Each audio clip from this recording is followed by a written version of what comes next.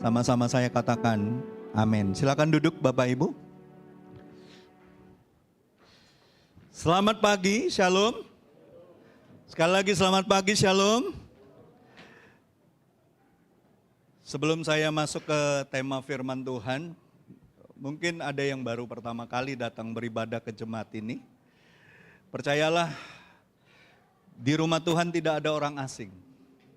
Di rumah Tuhan semua kita adalah keluarganya Tuhan. Keluarga Allah. Umat kepunyaannya. Apapun latar belakang suku, latar belakang keluarga, bahkan latar belakang iman yang berbeda tadinya. Saya percaya di dalam Kristus kita semua bersaudara. Amin. Tidak terbatas dari suku bangsa apapun, kita semua bersaudara di dalam Tuhan. Mungkin yang baru pertama kali angkat tangan di tempat saja, supaya bisa kenalan nanti. Wah, ada suami istri ya. Betul ya Bapak Ibu suami istri ya. Ada sister-sister di situ luar biasa, beri kemuliaan bagi Tuhan kita. Saya percaya bahwa rumah Tuhan itu harusnya terbuka untuk siapapun. Ya. Bahkan orang-orang yang dianggap hina, termarginalkan, tidak dianggap oleh komunitas, bahkan masyarakat dianggap sampah. Kita harus percaya di rumah Tuhan selalu saja ada kasih dan penerimaan. Amin. Ada kasih dan penerimaan, siapapun orang itu. Jadi nanti bisa kenalan sama saudara-saudari kita yang terkasih yang tadi mengangkat tangannya. Bangun hubungan, kita percaya bahwa di dalam Tuhan itu yang paling penting itu relationship. Baik hubungan kita dengan Tuhan maupun hubungan kita dengan sesama. Bukankah itu hukum yang utama? Kasihilah Tuhan Allahmu dengan segenap hatimu, dengan segenap jiwamu, dengan segenap akal budimu, dan kasihilah sesamamu seperti kamu mengasihi dirimu sendiri. Amin. Nah Bapak Ibu, siapa yang minggu lalu masih ingat judul khotbahnya apa minggu lalu? Apakah Tuhan terlambat? Apakah Tuhan terlambat? Setelah belajar firman Tuhan kemarin, apakah Tuhan terlambat? Menurut kita mungkin terlambat. Tapi waktu Tuhan selalu saja tepat pada waktunya. Tidak ada pernah terlambat. Dia tahu yang terbaik untuk kita. Katakan yang terbaik. Ya, dia tahu yang terbaik untuk kita. Kita ingin yang kita ingini, tapi Tuhan tahu apa yang terbaik. Amin.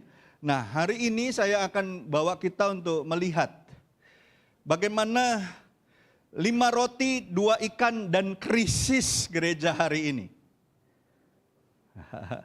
Siapa yang tahu bahwa gereja Tuhan dari masa ke masa tetap mengalami namanya krisis. Tapi krisis hari-hari ini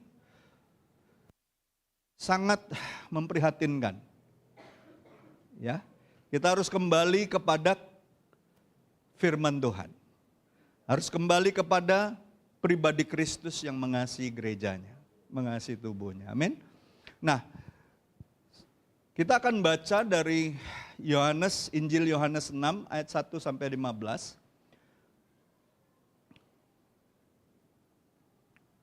Ya. Kita percaya jangan sampai kita terjebak di dalam krisis ini, yaitu ketika gereja sibuk menghitung tetapi lupa menyerahkan.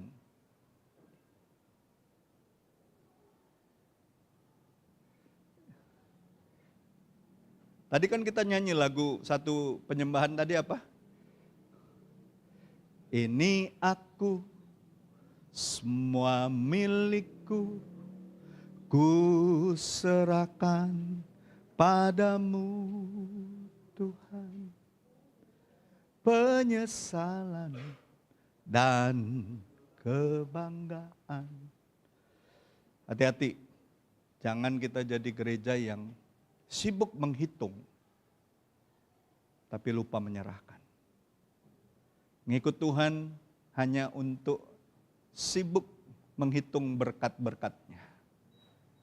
Tapi harus punya hati yang juga berani menyerahkan. Amin.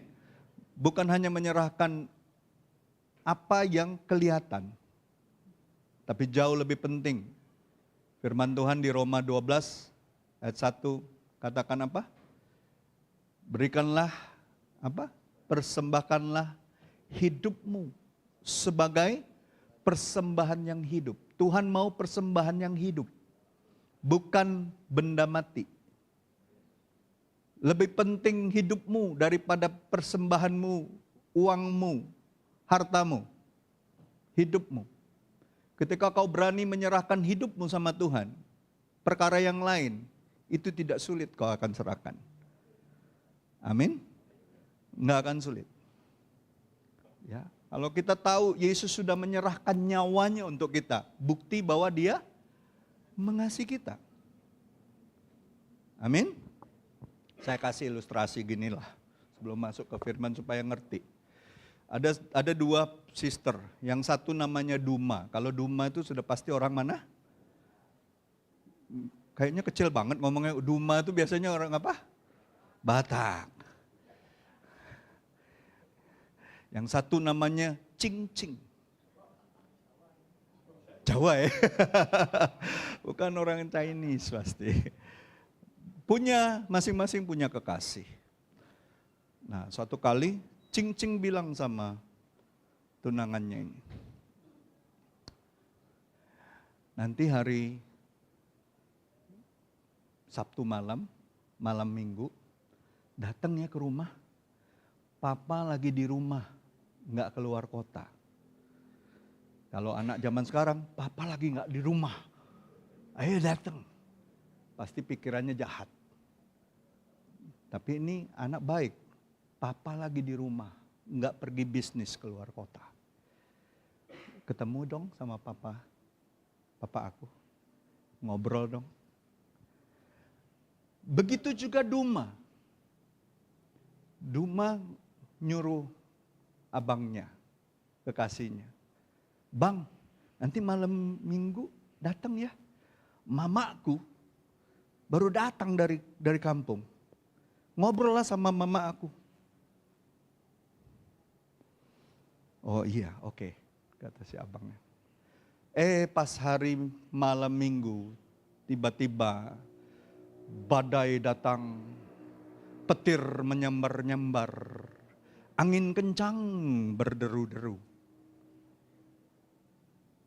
Lalu Cing-Cing menanti-nanti, mana kokoko ini?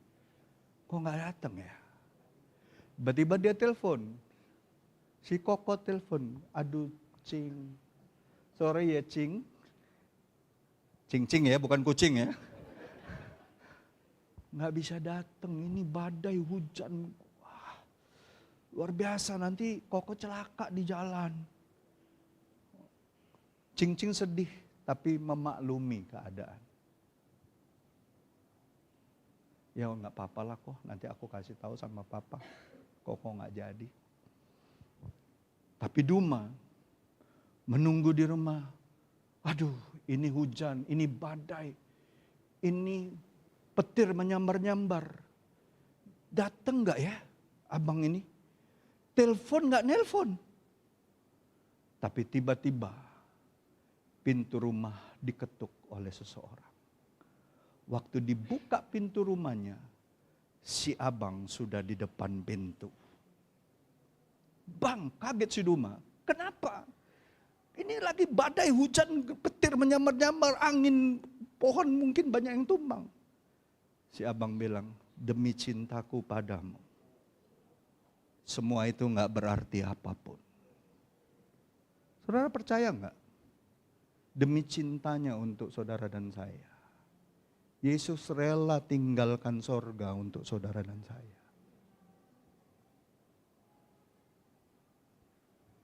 Dia tahu dia bakal mati sebagai manusia. Dia yang adalah firman. Dia adalah kalimat Allah.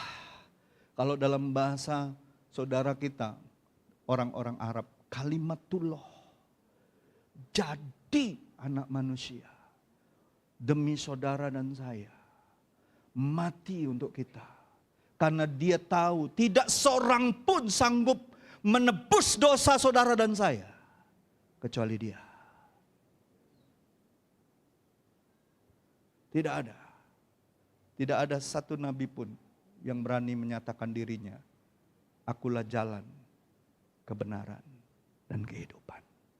Barang siapa yang percaya kepadaku tidak akan binasa, tapi memperoleh hidup yang kekal. Tidak ada seorang pun dapat ke rumah Bapa di mana? Sorga. Doa Bapa kami yang di sorga. Kecuali melalui aku. Saya percaya orang yang punya cinta kepada Tuhan pasti mampu melakukan apapun untuk Tuhan. Jangankan hanya sekedar persembahan. Apapun dia akan lakukan untuk Tuhan. Demi cinta. Karena sudah terlebih dahulu tahu di hidupnya dicintai sama Tuhan. Amin. Ini yang masih single-single mau ketemu pasangan yang seperti itu? Atau yang dikit-dikit kena badai, kena drama, langsung telepon, nggak bisa, nggak mau. Mana yang saudara pilih? Carilah pasangan yang betul-betul sudah mengalami kasih Tuhan. Jangan hanya sekedar cantik ataupun ganteng. Carilah yang sudah betul-betul ngalamin kasih Tuhan. Dia akan berani berkorban untuk hidupmu. Amin. Jadi Bapak Ibu, kita kembali ke Yohanes 6 ayat 1 dan 1 sampai 15 ini. Dikatakan gini, Yesus memberi makan berapa? Dikit apa banyak itu? 5.000 orang itu banyak nggak? Itu Alkitab di akhir dikatakan itu 5.000 laki-laki. Belum lagi kalau dia bawa istri, bawa anak. Perkiraan para teolog ini lebih dari 12.000, bahkan mungkin 15.000 sampai 20.000 orang yang hadir. Karena kalau di dalam budaya Yahudi, itu laki-laki yang ditulis, yang dipercaya. Di budaya Timur Tengah kayak gitu. Ya, yang diperhitungkan. Nah kita lihat apa yang dia buat. Saya baca dengan cepat. Ayat ganjil, saudara baca ayat genap. Yesus memberi makan 5.000 orang. Sesudah itu Yesus berangkat ke seberang danau Galilea, yaitu danau Tiberias. Silakan.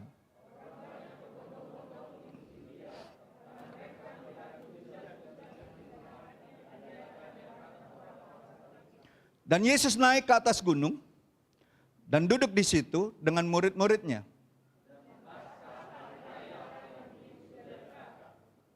Lanjut. Ketika Yesus memandang sekelilingnya dan melihat bahwa orang banyak berbondong-bondong datang kepadanya, berkatalah ia kepada Filipus, di manakah kita akan membeli roti supaya mereka ini dapat makan?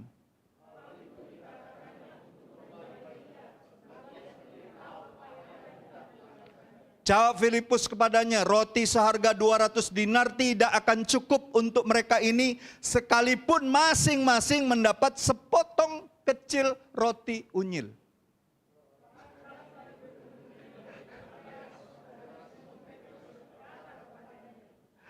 Di sini ada seorang anak yang mempunyai 5 roti jelai dan 2 ikan. Tetapi perhatikan, apakah artinya itu untuk orang sebanyak ini?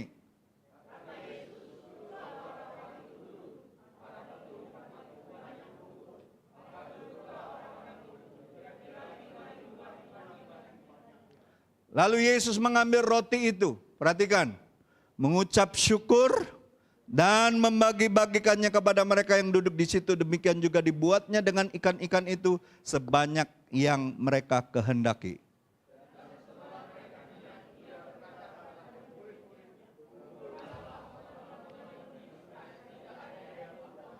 Maka mereka pun mengumpulkannya dan mengisi 12 bakul penuh dengan potongan-potongan dari kelima roti jelai yang lebih setelah orang makan.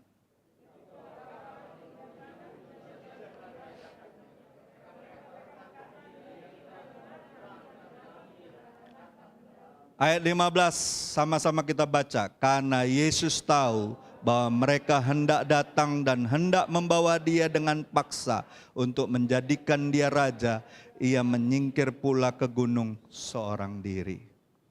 Nah, Bapak Ibu yang dikasihi Tuhan, saya percaya gereja Tuhan hari-hari ini nggak kekurangan strategi. Tidak kekurangan strategi. Tidak kekurangan program. Yang kurang adalah penyerahan. Tidak miskin program, tapi miskin iman. Tidak sepi aktivitas, tapi sering kehilangan kepekaan terhadap cara Tuhan bekerja. Ironisnya, krisis gereja hari ini bukan karena tidak punya apa-apa, melainkan karena terlalu sibuk mengandalkan apa yang kita punya.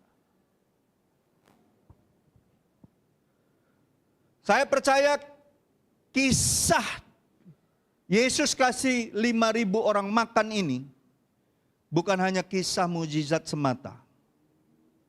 Bukan. Ini adalah teguran yang lembut terhadap pola pikir agamawi, religiusnya kita yang lebih percaya kepada kalkulasi manusia daripada kedaulatan Tuhan.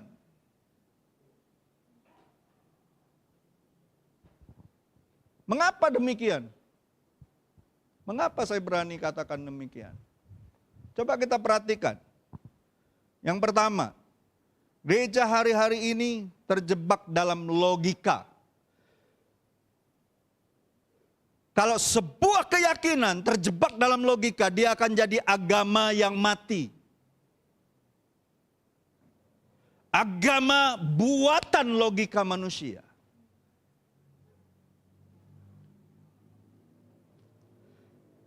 Kalau itu terjadi, saya percaya gereja itu, ataupun agama itu, ataupun yang diyakini orang itu, kehilangan kuasa kerajaan Allah. Hilang. Yohanes 6 ayat 5 sampai 9 jelas sekali. Yesus kan sengaja dia tanya sama Filipus. Kan dibilang sengaja kan? Tadi dibilang kan sengaja dia tanya. Betul?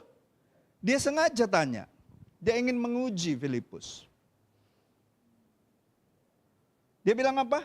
Di manakah kita akan membeli roti? Dan dikatakan tadi apa? Bukan karena Yesus nggak tahu apa jawabannya. Dia tahu jawabannya. Dia ingin mendengar perkataan murid-muridnya, apa yang di dalam pikiran mereka. Makanya transformasi itu dimulai dari mana? Pikiran. Berubahlah dalam pembaharuan akal budimu. Roma 12 ayat 1 dan 2 itu.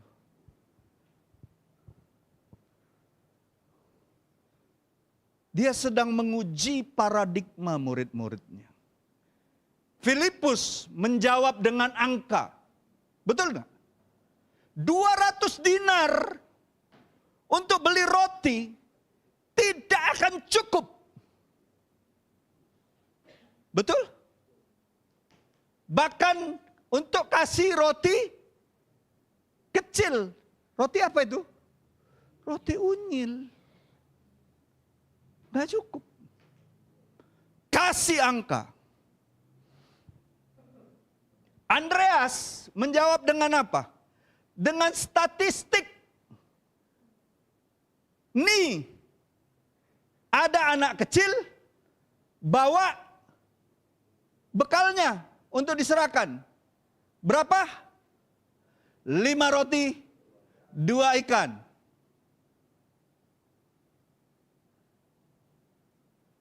Pakai logika. Tidak ada satupun muridnya yang jawab pakai iman.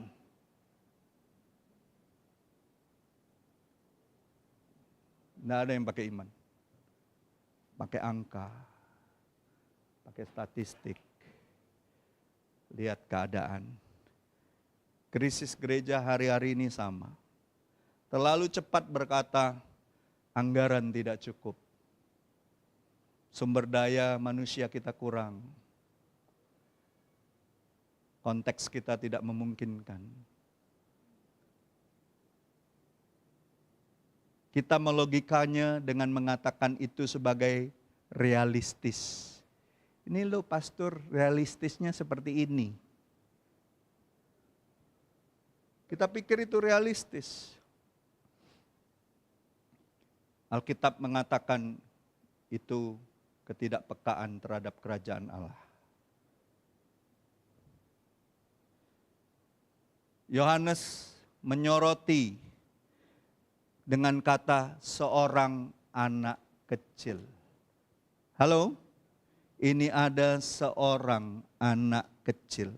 Dalam budaya Yahudi, dalam budaya orang Israel, anak kecil tidak memiliki otoritas, tidak memiliki suara, tidak memiliki nilai sosial.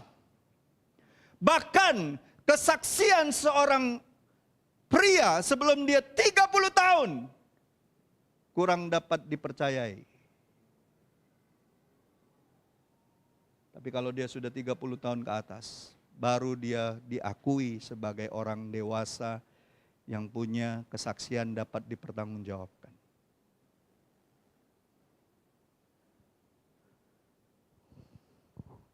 Jelas sekali, Yohanes menyoroti seorang anak kecil. Tapi justru disitulah yang tidak diperhitungkan oleh manusia, disitulah Allah mulai bekerja.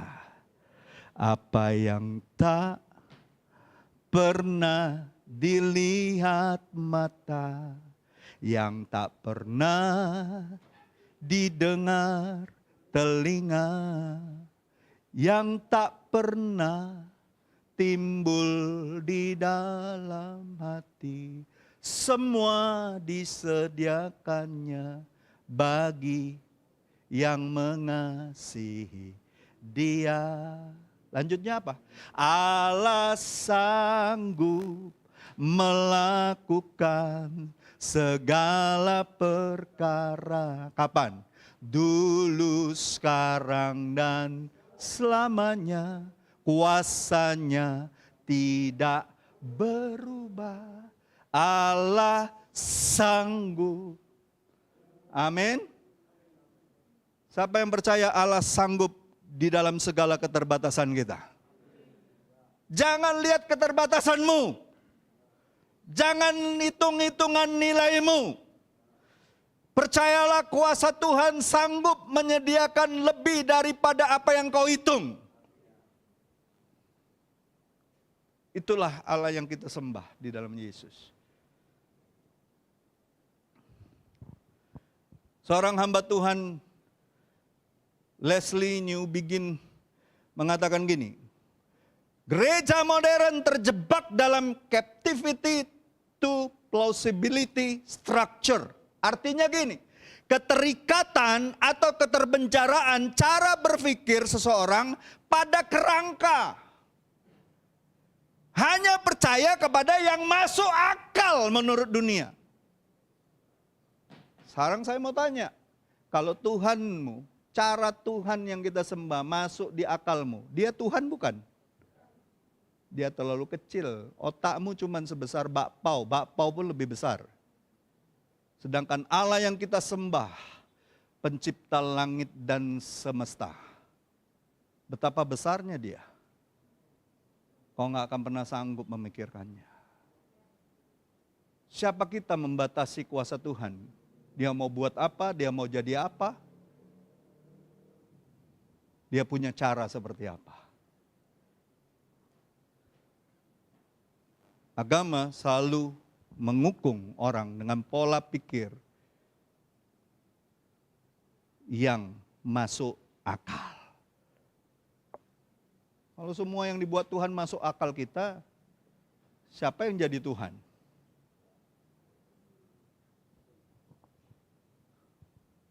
Halo? Makanya perbuatan Tuhan, keajaiban Tuhan hanya bisa diterima dengan iman.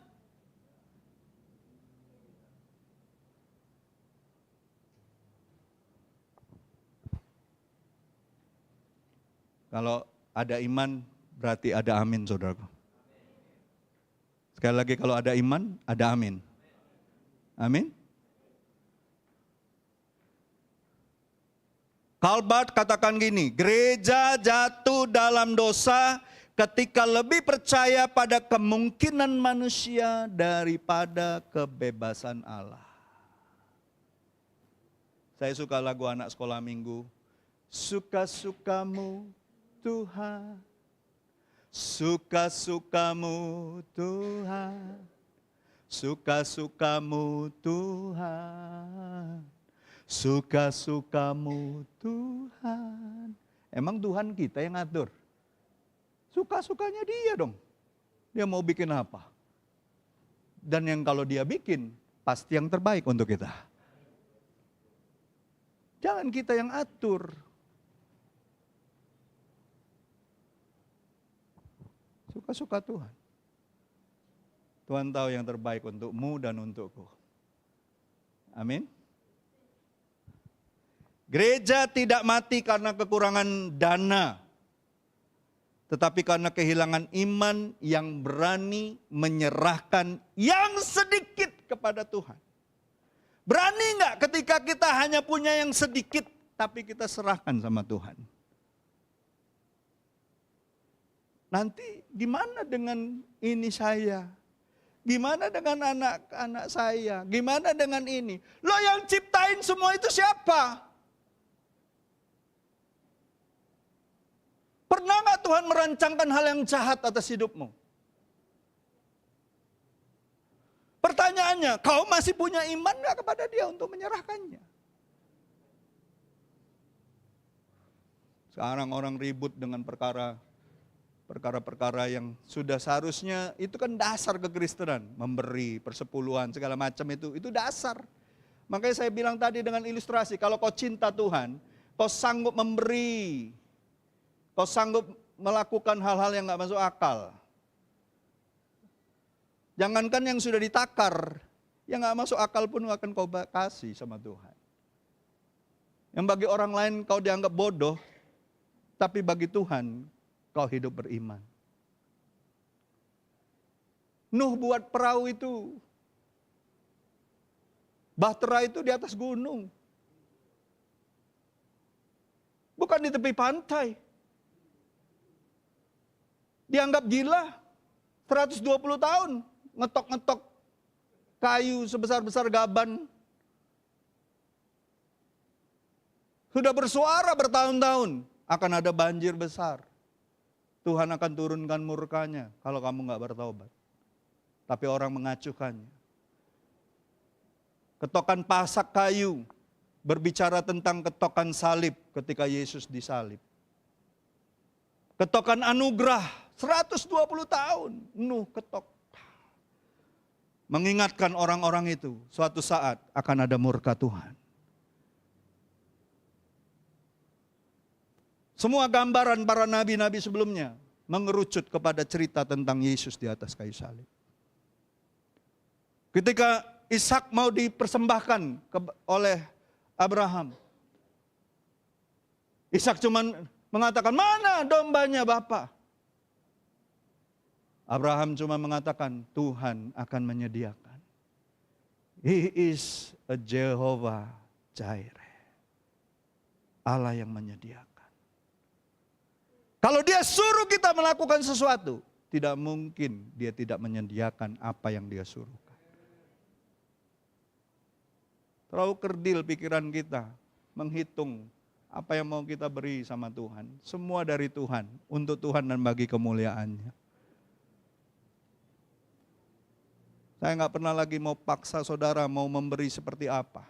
Kalau kau cinta Tuhan, kau sanggup melakukan apa yang menjadi perintah Tuhan. Kalau kau mengasihi aku, kata Tuhan, kau sanggup melakukan segala yang kau perintahkan kepadamu. Nggak perlu diingat-ingat, nggak perlu ditodong-todong, nggak perlu kayaknya disuruh-suruh.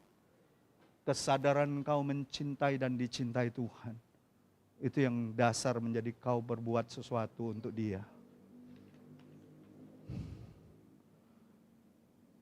Saya akan nggak tanya, saya akan selalu kembalikan saudara, benar nggak kau mengasihi Tuhan? Yesus pun ketika tanya Petrus, Yesus nggak bilang gini, kau sudah bertobat sungguh-sungguh nggak? Enggak. Apakah kau mengasihi aku, Petrus? Dia nggak tuduh Petrus.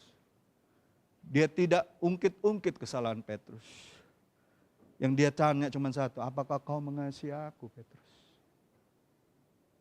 Petrus tahu pertanyaan itu lebih tajam dari segala hal yang bisa dia rasakan.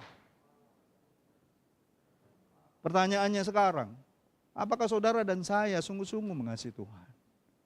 Apakah kita sudah mentaati segala perintah Tuhan? Kalau belum, bertobatlah saudaraku.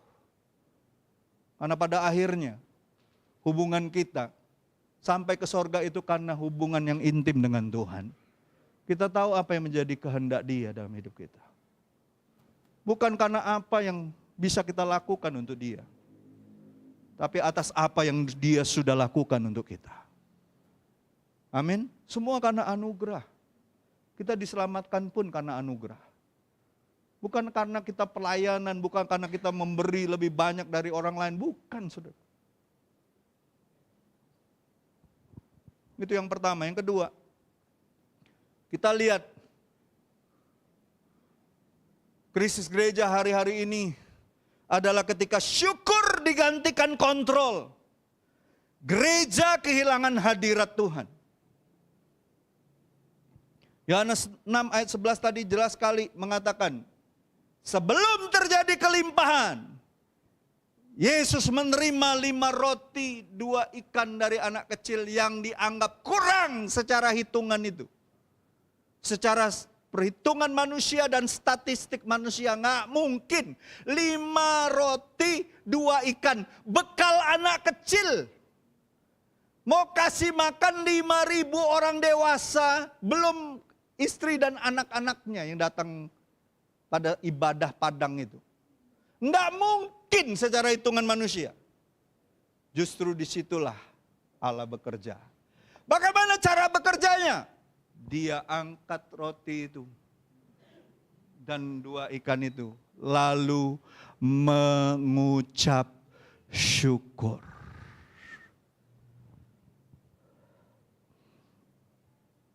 Yesus mengucap syukur sebelum terjadi kelimpahan. Orang Kristen, kelimpahan dulu baru bersyukur.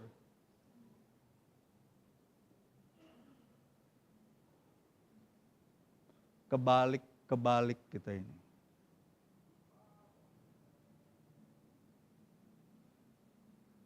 Siapa yang mau 2026 ini? Apapun di tanganmu, sekecil apapun penghasilanmu, kau angkat sama Tuhan, Tuhan aku bersyukur. Ku bersyukur Bapa. Ku bersyukur Tuhan, sebab kasih setiamu di dalam hidupku. Ku bersyukur. Siapa yang percaya 2026 ketika kau angkat semua hal dalam hidupmu dengan rasa syukur, apapun itu, Tuhan sanggup melakukan mujizatnya. Amin. Sampai masih percaya mujizat Tuhan masih ada sampai hari ini? Masih ada? Oh, ada yang nggak percaya lagi sudah. Kalau sudah tidak percaya lagi, berarti kau sudah nggak butuh Tuhan. Saya masih butuh Tuhan. Amin. Dia mengucap syukur sebelum kelimpahan. Ini bukan liturgi biasa. Ini adalah tindakan iman. Katakan tindakan iman. Nah, krisis gereja hari-hari ini, kita berdoa setelah rapat. bukan sebelum taat.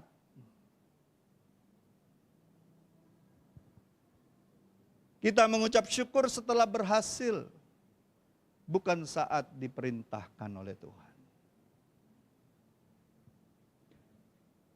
Syukur direduksi menjadi reaksi emosional. Padahal dalam Alkitab, dalam Injil, syukur adalah pernyataan iman. Amin. Pernyataan iman kita. Yesus tidak mengubah roti menjadi sesuatu yang lain. Roti tetaplah jadi roti. Amin Kak? 5 roti tetap jadi roti. Yang berubah itu jumlah dan maknanya. Yang tadinya 5 roti itu kecil itu hanya cukup untuk anak kecil. Tuhan ubah jadi roti yang bisa kasih makan ribuan orang.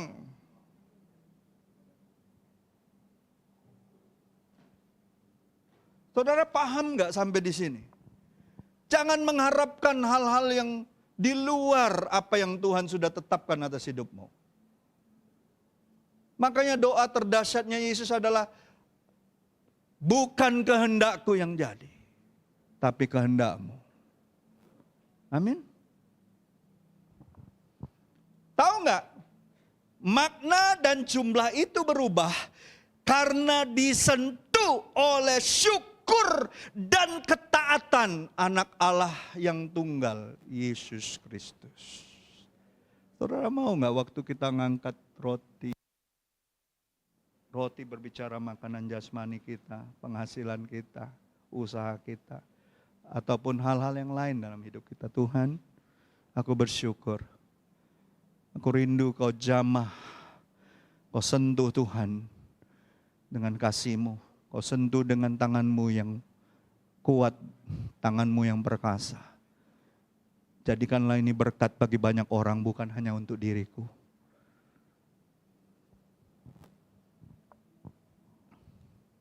Saya percaya syukur adalah bahasa orang percaya yang hidup dalam realitas Allah. Bukan realitas kecemasan, bukan realitas kekurangan, dan rasa takut. Orang yang cemas, takut, khawatir, nggak akan mungkin bisa mengucap syukur dengan hati yang percaya. Nggak mungkin, nggak mungkin. Tapi orang yang beriman, orang yang hidup dengan realitas Allah, apapun kondisi kehidupannya, dia masih bisa naikkan rasa syukur sebagai bentuk keyakinannya akan pemeliharaan Tuhan. Amin. Lihat janda miskin itu, kasih 2 peser penghasilan seharian itu dia kerja. Dia berani tabur, dia kasih untuk persembahan. Karena apa? Dia hidup dengan realitas Allah. Bahwa Tuhan yang pelihara hidup dia. Burung aja dikasih makan, apalagi dia. Banyak orang hidup dalam ketakutan, kecemasan, takut akan masa depan, takut akan ini, akan itu. Cemas akan hal-hal yang belum terjadi dalam hidup dia. Makanya Nabi Ayub katakan apa? Apa yang kau takutkan, itu yang akan mendatangi hidupmu. Kalau kau takut miskin, itu yang akan datang dalam hidupmu. Tapi kalau kau tahu kau dipelihara Tuhan, kau nggak takut akan hal-hal yang terjadi di luar sana. Mau ada krisis ekonomi, mau ada apapun perang terjadi, ada berita-berita hoax, ada berita-berita yang menakutkan banyak orang, kau tidak takut. Karena kau percaya pemeliharaan Tuhan ada atas hidupmu, ada atas keluargamu, ada atas anak-anakmu. Siapa di sini orang tua yang bisa jamin masa depan anaknya? Ada bisa jamin. Mau punya harta sebanyak apapun, uang sebanyak apapun, ada bisa jamin masa depan anak kita ke depan? Nggak ada.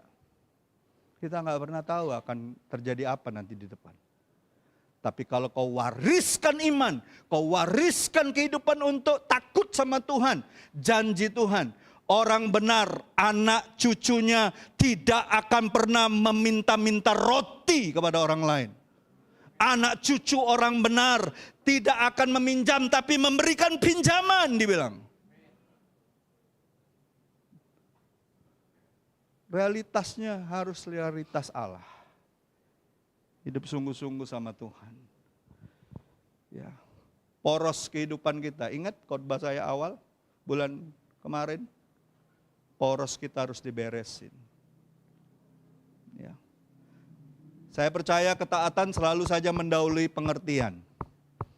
Iman sejati selalu melangkah walaupun tanpa jaminan logis.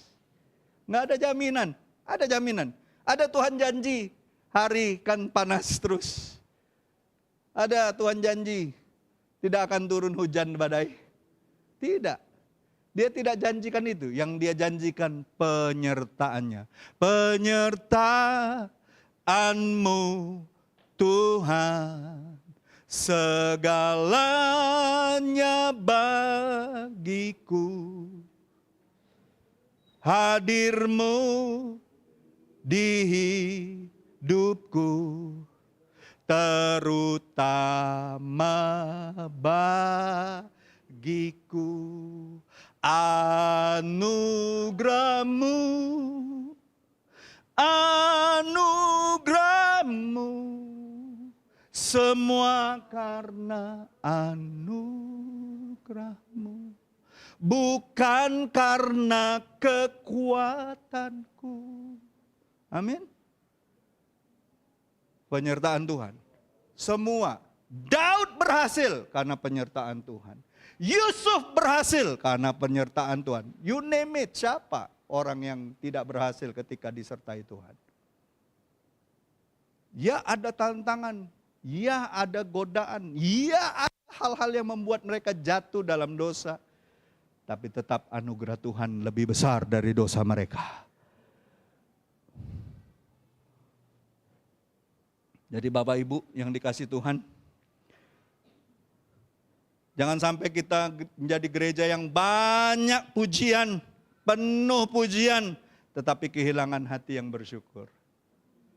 Halo? Banyak liturgi, tetapi sedikit iman yang rela melepaskan kendali kepada kedaulatan Tuhan. Jadi Bapak Ibu, mari kita berubah. Bilang sama sebelah-sebelahmu, mari kita berubah. Yang terakhir,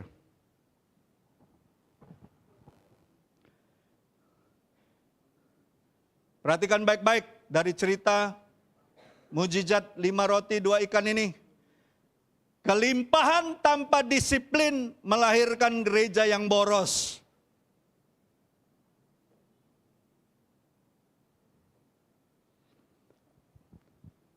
Yohanes 6 ayat 12 sampai 15 tadi jelas sekali. Setelah semua orang makan kenyang, Yesus ngomong apa? Kumpulkanlah potongan-potongan yang lebih itu supaya tidak ada yang terbuang. Mujizat tidak seharusnya meniadakan keteraturan. Coba perhatiin saya. Orang Indonesia terutama dianggap orang yang paling suka memboroskan makanan di meja makannya. Coba lihat di restoran-restoran itu. Saya paling marah sama anak-anak saya kalau ada makanan masih sisa di mejanya dan dia nggak habisin. Habisin. Di Jerman kau kena hukuman kalau kau nggak habisin. Kau kena denda. Coba perhatikan kalau ke restoran. Betapa banyaknya sisa makanan diboroskan. Saya ingatkan sebagai umat Tuhan. Berkat kelimpahan tidak membuat engkau jadi sembrono dan boros. Amin. Itu kelakuan orang-orang yang tidak bertanggung jawab atas berkat Tuhan. Ajarin anak-anak kita. Ya. Kau beli beras saja sekilo aja belum sanggup. Berani-beraninya nyisain makanan gak kau makan. Kalau orang dulu, mama saya tuh selalu bilang, kau tahu di bagian dunia lain banyak anak-anak kelaparan nggak bisa makan. Kau nggak menghargai berkat Tuhan. Kau nggak menghargai kerja keras bapakmu. Amin. Tuhan memberkati kita berdasarkan anugerahnya. Dia buat mujizat untuk kita. Dia sediakan apa yang kita butuhkan. Tapi ingat, ketika kita kelimpahan, Tuhan nggak mau kita hidup nggak teratur. Tuhan mau kita hidup berdasarkan anugerahnya, tapi juga tidak menghapuskan disiplin atas hidup kita. 12 bakul bukan hanya sekadar sisa. Ini adalah teguran terhadap spiritualitas yang serampangan hari-hari ini. Krisis gereja hari ini, banyak aktivitas, sedikit pendalaman. Banyak acara, sedikit pemuritan. Banyak viral, tapi sedikit yang kekal. Senengnya yang viral-viral. Angka 12 menunjukkan pada Israel umat Allah secara utuh. Artinya pemeliharaan Allah cukup bagi semua umatnya. Siapa yang percaya pemeliharaan Tuhan itu cukup bagi semua orang? Amin. Bukan hanya untuk momen-momen spektakuler. Enggak. Tuhan itu mau mencukupkan kebutuhan kita sepanjang masa. Ya. John Stott katakan gini, anugerah tidak pernah bertentangan dengan tanggung jawab. Justru anugerah menuntut pengelolaan yang setia. Amin. Dituntut loh nanti sama Tuhan. Talenta kita aja dituntut sama Tuhan. Betul nggak? Kamu usahakan nggak? Kamu setia nggak mengelolanya? Ya. Dan N.T. Wright katakan gini, mujizat dalam Injil selalu menunjuk ke pembentukan komunitas kerajaan, bukan sensasi sesaat. Gereja yang tidak mengelola anugerah dengan hikmat akan kehilangan kesaksian di tengah dunia. Halo? Kalau umat Tuhan hidupnya makin diberkati, makin boros, makin pamer, hamba Tuhan apalagi, kalau sudah diberkati langsung punya ini, punya itu, tidak hidup jadi lebih sederhana, jadi berkat bagi banyak orang, bagaimana mungkin jadi kesaksian? Bagaimana mungkin? Yang ada orang makin belenek sama kita. Diberkati tapi nggak jadi berkat bagi banyak orang. Mari kita jadi umat Tuhan yang memberkati. Biarlah orang-orang di sekitar sini tahu bahwa kita umat Tuhan yang ketika melihat ada kebutuhan, ada kesulitan, ada kesusahan di sekitar kita, di komunitas kita, kita ada untuk mereka. Amin. Kita ada untuk memberkati mereka.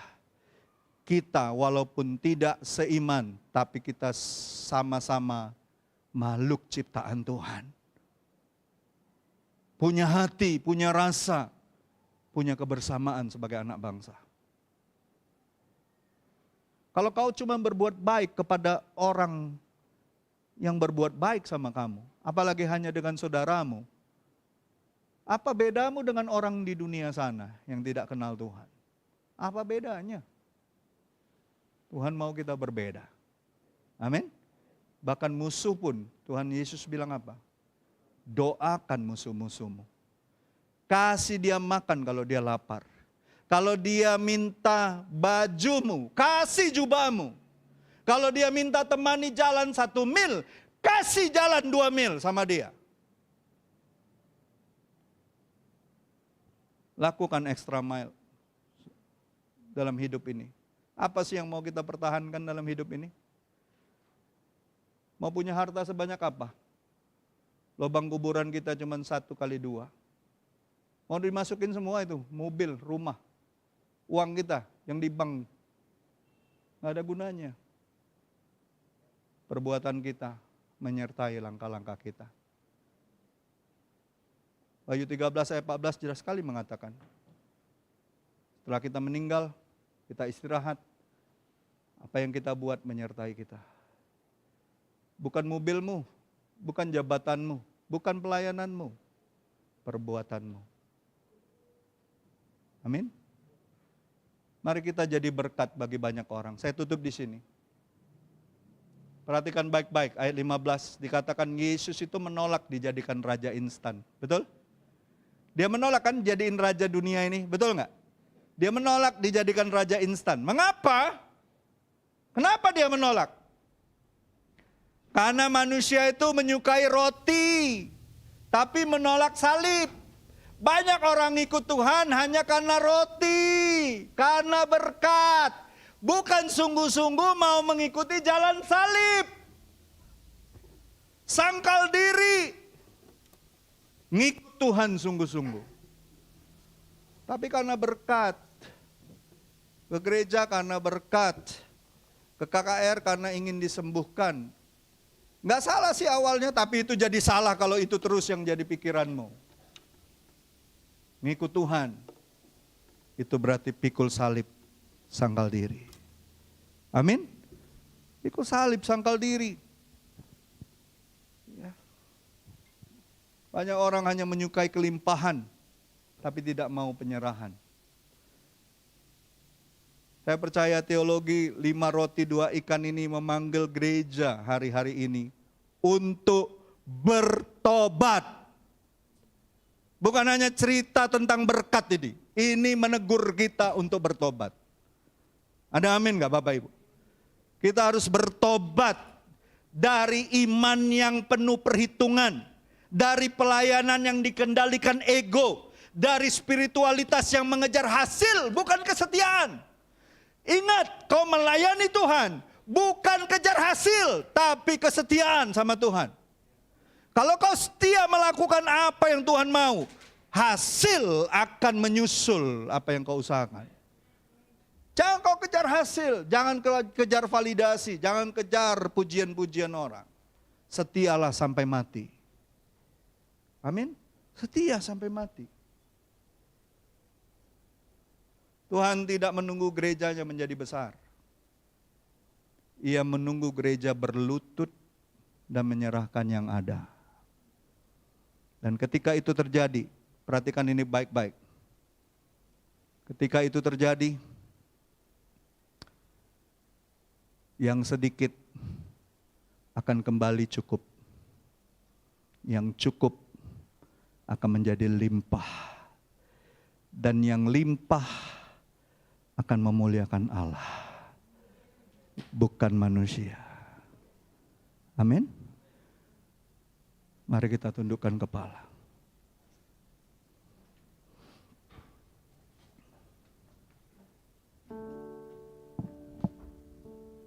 Terima kasih Tuhan. Terima kasih.